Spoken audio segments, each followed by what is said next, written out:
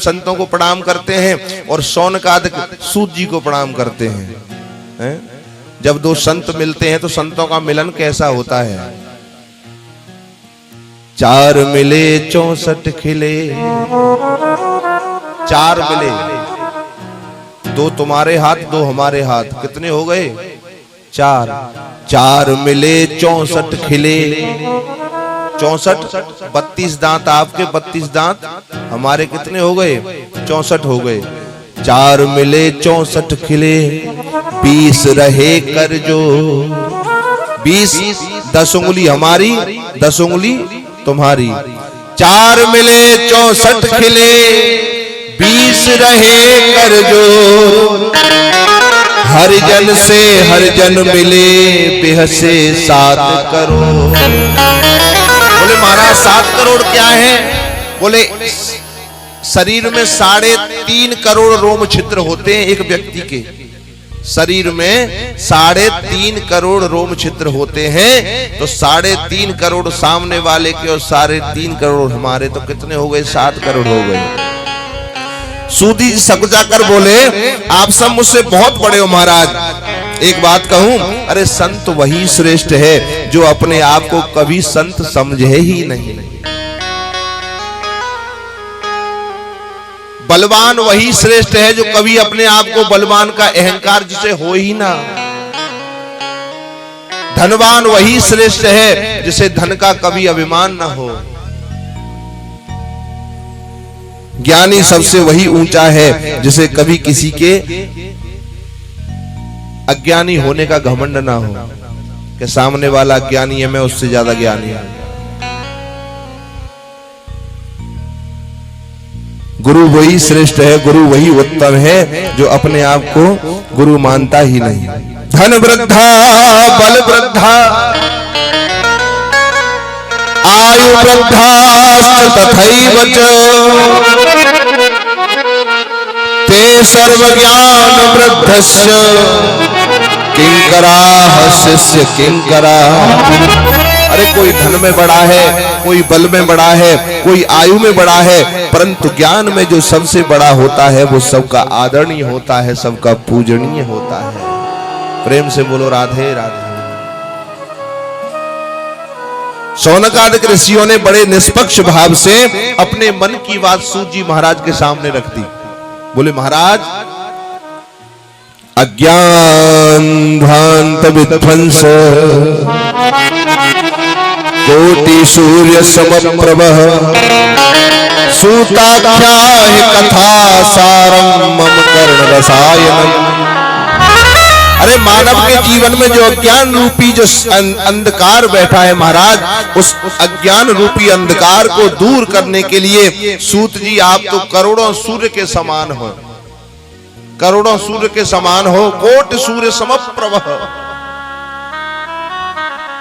इसलिए आपसे विनम्र निवेदन है जो कानों के द्वारा अमृत रसपान मम कर्ण रसायनम, ऐसा कुछ कहो जो हमारे कानों को प्रिय लगे और हमारे कानों को ही प्रिय नहीं लगे। महाराज एक बात आपसे स्पष्ट कह दें, हमें दुख नहीं है क्योंकि हमने कभी दुख को दुख नहीं समझा। अगर सत्यता में देखा जाए तो न तो दुख होता है न सुख होता है, ये केवल हमारे मन की मान्यता होती है, ये हमारे मन का मानना होता है। कोई अगर कार्य अच्छा हो जाए तो हमें सुख होने लगता है, अगर कोई घर में बिगड़ा कार्य बिगड़ जाए तो हमें दुख होने लगता है। जैसे समझिए आप कहीं ट्रेन में जा रहे हो, आप कहीं ट्रेन में जा रहे हो और आपके पास फोन आता है और आपका नाम मान लो नाम है दिनेश।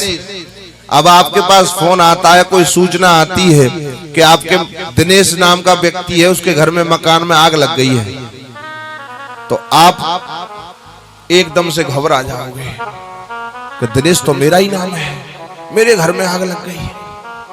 लेकिन थोड़ी देर बाद पता चले कि वो एक पड़ोस का गांव है, उसमें कोई दिनेश रहता, उसके घर में आग लग गई, फिर दुख नहीं होगा, फिर दुख नहीं होगा बिल्कुल, फिर दुख कहां चला गया। तो ये हमारे तुम्हारे मन की मान्यता है, मन से ही दुख है, मन से ही सुख है? मन से ही राम जी दुख है, मन से ही सुख है।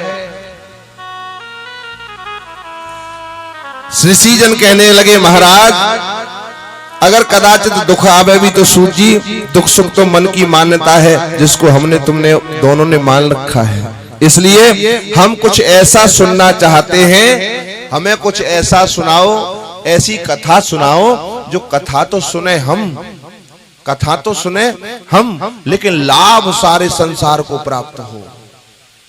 देखो उसे कहते हैं संत।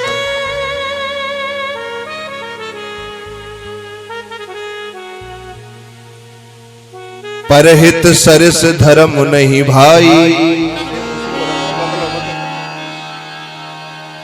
परहित सरिस धर्म नहीं भाई, पर पीड़ा सम नहीं अधमाई। क्या कह रहे हैं? ऐसी कथा सुनाओ कि सुने तो हम लेकिन फायदा सारे संसार को हो। ऐसा कोई व्यक्ति हो सकता है? आजकल तो ऐसे व्यक्ति ज्यादा हैं, मेरी एक फूट जाए लेकिन सामने वाले की दोनों फूटनी चाहिए। सत्य बता रहा हूं आपको, मेरे घर के सामने एक कुआं खुद जाए लेकिन पड़ोसी के घर के सामने दो दो कुएं खुदने चाहिए महाराज। हाँ, श्रेयसाम श्रेयसाम यद्वेक्ष्य पापनानं च पावनम् कृष्ण प्राप्ति करम शाश्वत साधनम तप्त धारणा। महाराज श्रेष्ठ में जो परम श्रेष्ठ हो, पवित्रों में भी जो परम पवित्र हो, ऐसी कथा हमें आप सुनाओ गोविंद से मिलाने वाली। महाराज संत की कृपा से, गुरु की कृपा से परमात्मा की प्राप्ति हो सकती है। न भुक्तम क्षीयते कर्मम न जन्म कोटि शतैरपि अवश्यमेव भुक्तव्यम कृतम कर्म शुभाशुभम। एक बात बताऊं आपको, संसार में जो जैसा व्यक्ति कर्म करता है उसका फल उसको प्राप्त होता है। आज का किया हुआ अच्छा कर्म, आज का किया हुआ अच्छा कर्म कल हमारे लिए अच्छा पुण्य बनकर आएगा, और आज किया हुआ बुरा कर्म कल हमारे लिए पाप बनकर आएगा। अवश्यमेव भुक्तव्यम कृतम कर्म शुभाशुभम। हम कोई कुकर्म करें या सदकर्म करें, उसका फल हमें अवश्य भोगना पड़ेगा। महाराज जैसे हजारों गायों के बीच में उसका बछड़ा अपनी माँ को ढूंढ लेता है, सैकड़ों गायों के बीच में किसी का बछड़ा बिछड़ जाए, गाय का बच्चा बिछड़ जाए और उस बच्चे को छोड़ दो तो वो किसी अन्य गाय के पास नहीं जाएगा, वो कहीं न कहीं से ढूंढते हुए अपनी माँ के पास पहुंचेगा सीधा। ऐसे ही महाराज कर्म होता है, जो हमारा किया हुआ कर्म है या कुकर्म है या सत्कर्म है, हमें आज नहीं तो कल, कल नहीं तो परसों, परसों नहीं तो महीने बाद, साल बाद, अगले जन्म में 10 जन्म बाद कभी न कभी वो हमें ढूंढ ही लेगा।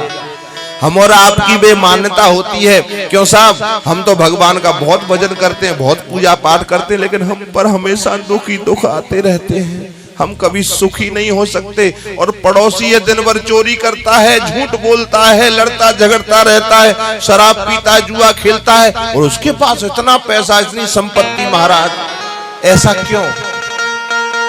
बोले ऐसा इसलिए उसके पूर्व जन्म के शुभ संस्कार, उसके पूर्व जन्म के किए हुए पुण्यों का फल वो आज भोग रहा है, और पिछले जन्म के किए बुरे कर्मों का भोग हम आज इस जन्म में भोग रहे हैं, इसलिए दुखी हैं।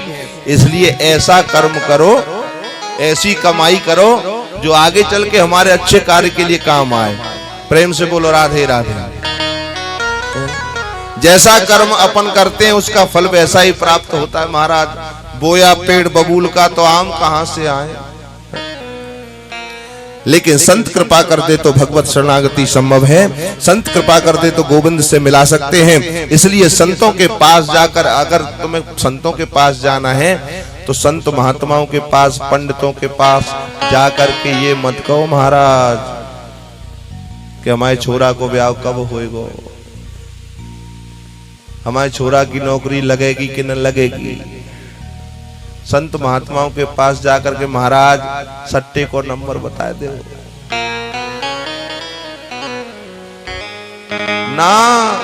संतों के पास अगर जाना है, संतों के पास जाओ तो संतों से तो केवल एक ही निवेदन करो, महाराज भगवत प्राप्ति कैसे होगी, भगवान के दर्शन कैसे होंगे, परमात्मा से कैसे मिलन होगा, मेरे गोविंद का सानिध्य मुझे कब प्राप्त होगा।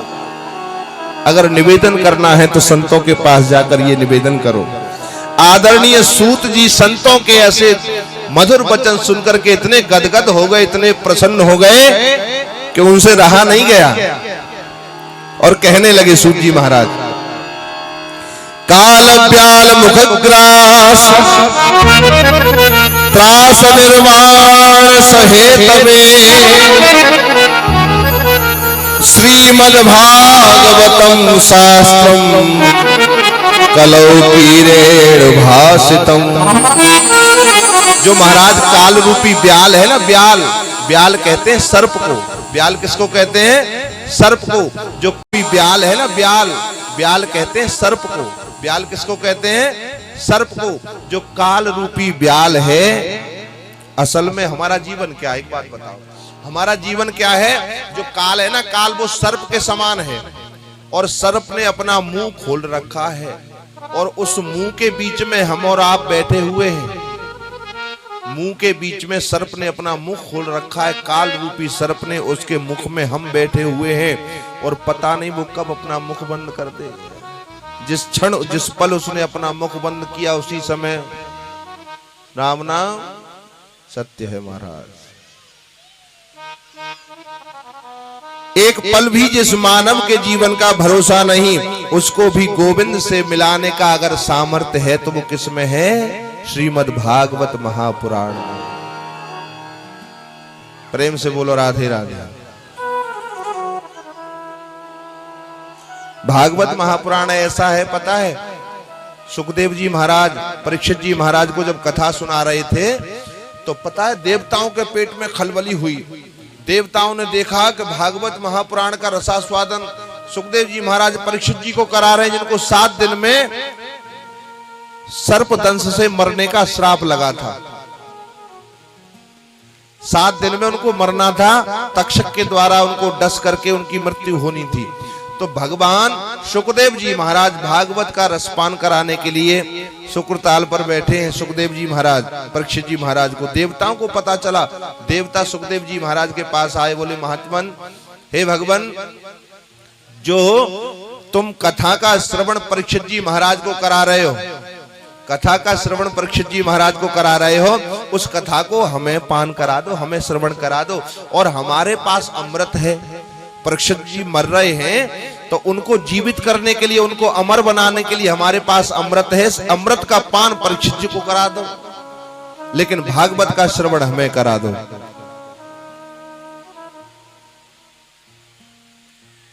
सुखदेव जी बोले, हे देवताओं, मैं ऐसा कर तो देता, मैं ऐसा कर तो देता, लेकिन भागवतामृत की तुलना स्वर्ग के अमृत से तुमने कर दी, ये बात मुझे अच्छी नहीं लगी। अरे कहां स्वर्ग का अमृत और कहां भागवत का अमृत। स्वर्ग के अमृत से अमर हुआ जा सकता है, लेकिन भगवान नहीं मिल सकता। अमृत पान किया जाए तो व्यक्ति अमर तो हो सकता है, लेकिन भगवान के धाम को नहीं जा सकता। लेकिन भागवत रसामृत ऐसा है, जो भागवत का श्रवण एक बार कर लेता है, भागवत को श्रवण कर लेता है, भागवत का एक बार अपने कानों के द्वारा पान कर लेता है, तो वो साक्षात परमात्मा से जाकर के मिलता है। बोलो राधे राधे।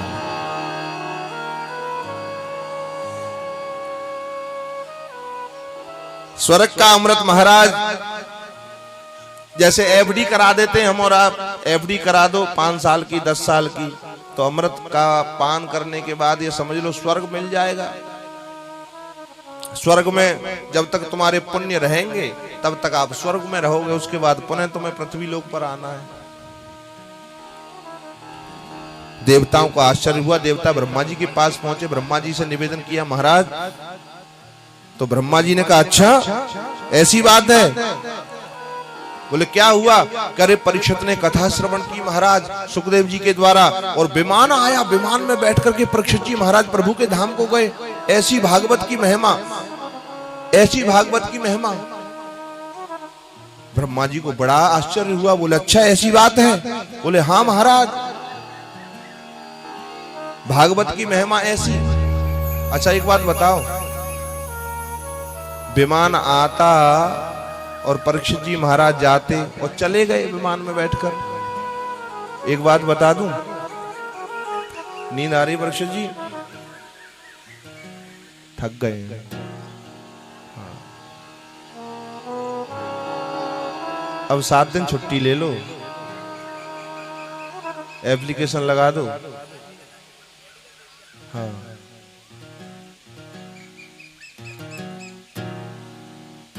बुलबा के बिहारी लाल की। ब्रह्मा जी ने कहा परीक्षित जी महाराज विमान में बैठकर गए? बोले हाँ विमान में बैठकर गए। आजकल कथाएं बहुत होती हैं परीक्षित जी, आजकल कथाएं बहुत होती हैं, लेकिन विमान नहीं आता। अच्छा एक बात बता, अगर विमान आ जाए तो आप में से कौन कौन जाने के लिए तैयार है? कितने झूठ बोल रहे हैं? सच बताओ।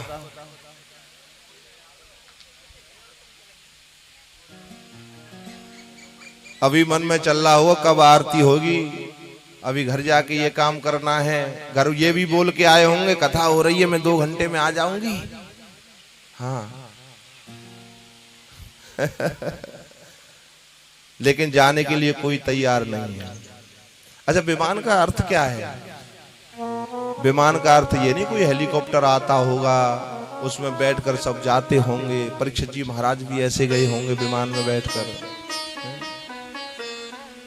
विगत मानः सह विमान, जिसने अपने अभिमान का नाश कर दिया है, जिसने मैं पने को मिटा दिया है, जिसने खुद को परमात्मा से जोड़ दिया है, उसको विमान कहते हैं। बोलो राधे राधे।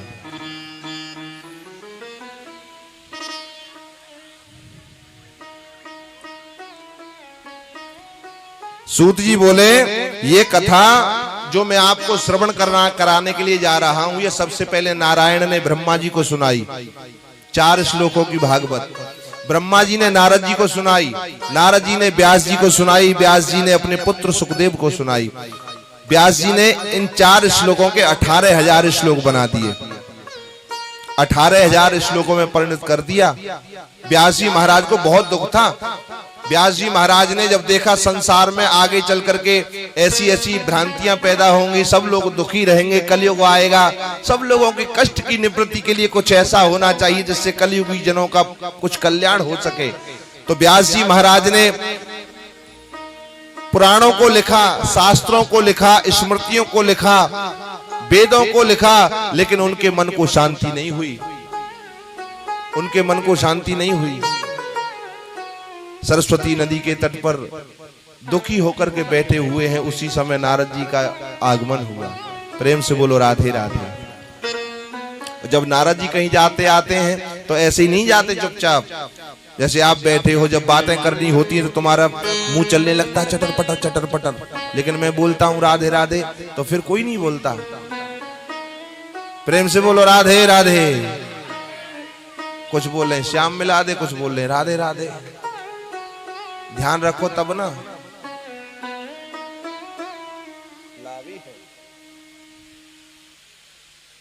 जब नारद जी चलते हैं तो ऐसे थोड़े ही चलते हैं, कैसे चलते हैं? श्रीमन नारायण नारायण नारायण, श्रीमन नारायण नारायण नारायण, नारायण नारायण नारायण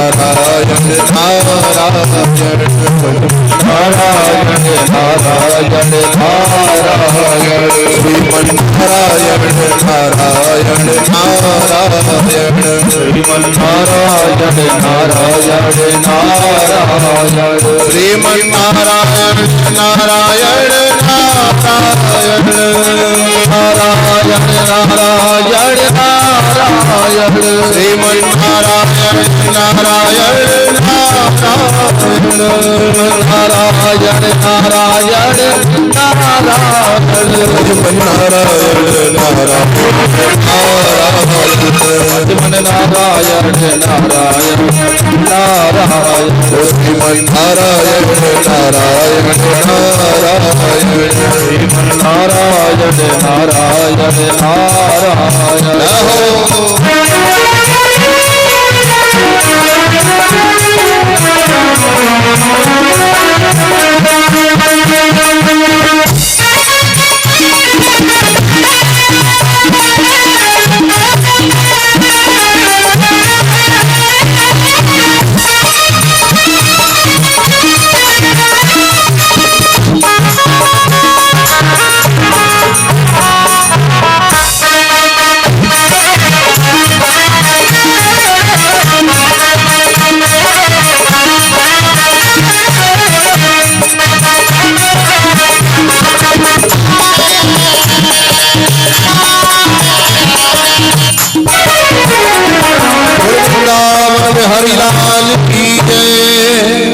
नारद जी महाराज ने जब देखा, महाराज सूत जी बता रहे इस बात को, ये कथा नारद जी ने ब्रह्मा जी से श्रवण की, लेकिन सप्ताह प्राण की विधि जो है वो सनत कुमारों से भी सुनी थी। सप्ताह पारायण की विधि कथा तो सुन ली, लेकिन विधि सनत कुमारों से प्राप्त हुई। बोले कैसे प्राप्त हुई? बोले क्या हुआ, एक बार घूमते घूमते विशाल बद्रीनाथ धाम में पहुंचे नारद जी महाराज। बावनों ने क्या देखा, सनत कुमारों को परेशान देखकर नारद जी से पूछा। सनत कुमारों ने नारद जी को परेशान देखा। बद्री विशाल में नारद जी महाराज घूमते हुए जा रहे हैं, और जाते जाते सनत कुमारों ने देखा कि नारद जी के मुखमंडल पर उदासी छाई हुई है। तो चारों सप्त जो सनत कुमारों ने पूछा, ब्रह्मा जी के 4 पुत्र हैं जो सबसे पुराने हैं, सबके बाबा हैं, परबाबा हैं। नारद जी को जब परेशान देखा तो कहने लगे, कथम ब्रह्म दीन मुख कुतश्चिंता तुरो भवा त्वरितमो गम्यते कुत्र कुतश्च गमनम तव। अरे नारद जी, आप